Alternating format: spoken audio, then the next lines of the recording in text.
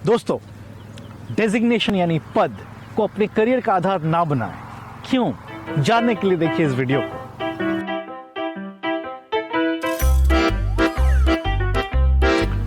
Vice president at 30, maybe director at 32, partner at 33, इस तरह की चीजों को आप अक्सर सुनते आए होंगे। And you must be enamoured, you must be, आपको ऐसा लगता होगा कैसे ये लोग कर लेते, कैसे 30 साल तक डायरेक्टर बन जाते हैं, कैसे 32 साल तक पार्टनर, 33 साल तक पार्टनर बनते हैं, कैसे संभव है कि करियर के 10 साल के अंदर लीडरशिप पोजीशन पे लोग पहुंच जाते हैं, और मैं कैसे करूं इस चीज को।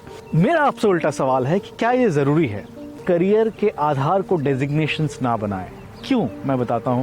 क्योंकि मैं खुद स्ट्रेटेजी कंसल्टिंग में था और मैंने कई सारे ऑर्गेनाइजेशन डिज़ाइन किए हैं, डेजिग्नेशंस डिज़ाइन किए हैं कंपनीज के लिए, एमएनसीज के लिए, और मुझे पता है कि designations are all muddled up.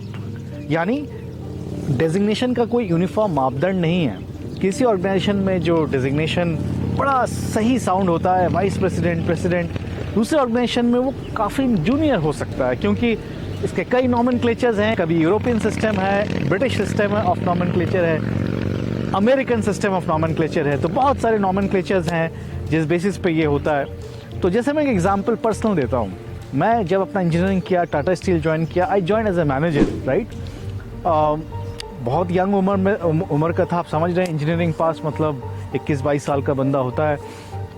और उसके बाद कुछ साल नौकरी करने के बाद मैंने अपनी एमबीए करी, और एमबीए के बाद जब मैं एक्सेंचर कंसल्टिंग ज्वाइन किया, उस वक्त मेरा डेजिग्नेशन था एनालिस्ट। यानी कुछ साल एक्सपीरियंस, एक दूसरी डिग्री के बाद मैं एनालिस्ट शुरू कर रहा हूँ, और मैनेजर बनने में मुझे 4 से 5 साल लग गए। पॉइंट ये है कि मैनेजर टाटा स्टील में 21-22 साल में, और फिर पढ़ने के बाद, एक्सपीरियंस के बाद एनालिस्ट।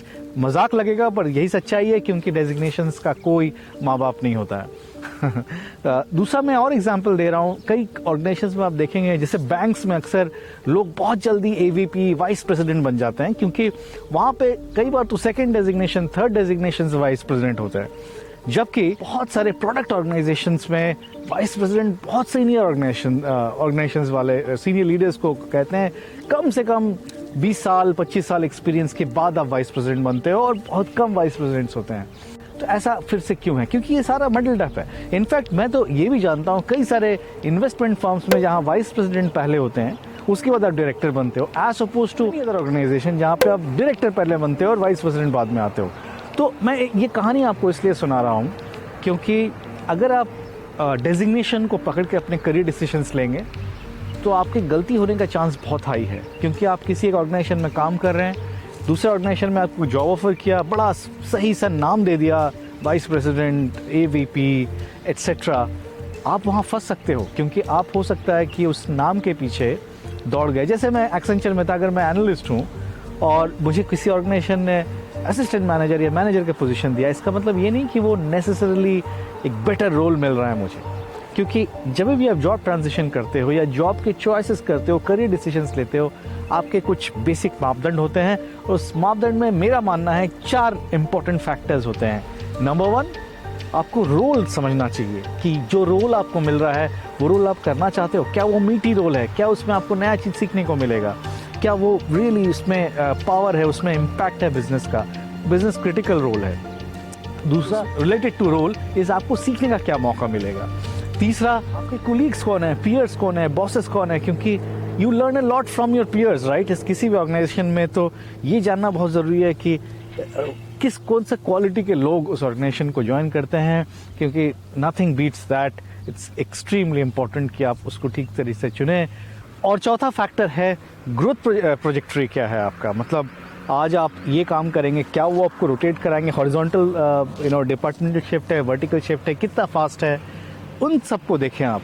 बट आप सिर्फ डेजिग्नेशन को अपना प्राइम क्राइटेरिया ना बनाएं अपने जॉब डिसीजंस, करियर डिसीजंस के लिए, because it could be suicidal. Many times I have seen people go for it. लोग उसको देखते हैं, और just because, specially junior levels पे, किसी ने जस्ट बिकॉज मैनेजर डेजिग्नेशन दिया है, लोग जंप कर जाते हैं। कंसल्टिंग में बहुत होता है।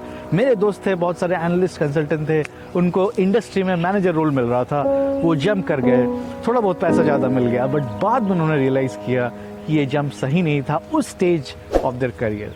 That's it for today. आशा करता हूँ वीडियो अच्छा लगा। Please hit the like button और वीडियो को जरूर सब्सक्राइब कीजिए ताकि हमारे नए वीडियोस आपको रीच आउट कर सकें। Thank you and stay focused.